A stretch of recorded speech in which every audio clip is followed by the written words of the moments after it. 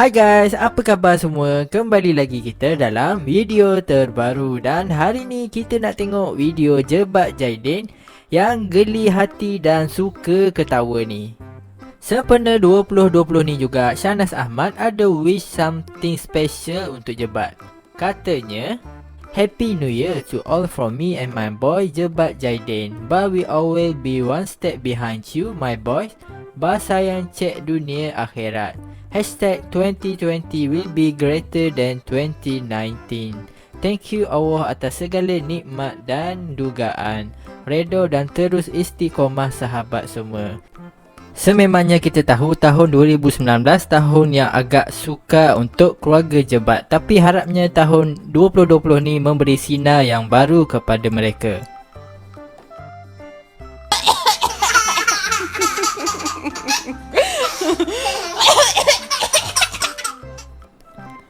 Amboi, bukan main lagi ya Jebat ketawa bila dengar mami batuk.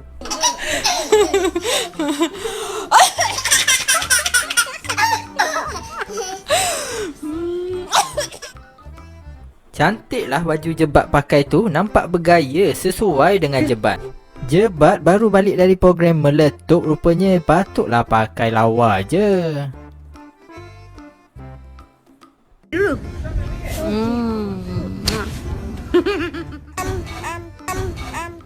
Jebat macam nak nyanyi lagu Doraemon je.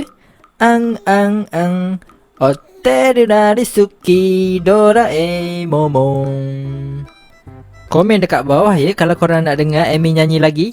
Okay guys, itu saja untuk video kali ni. Jangan lupa untuk like video ni dan subscribe.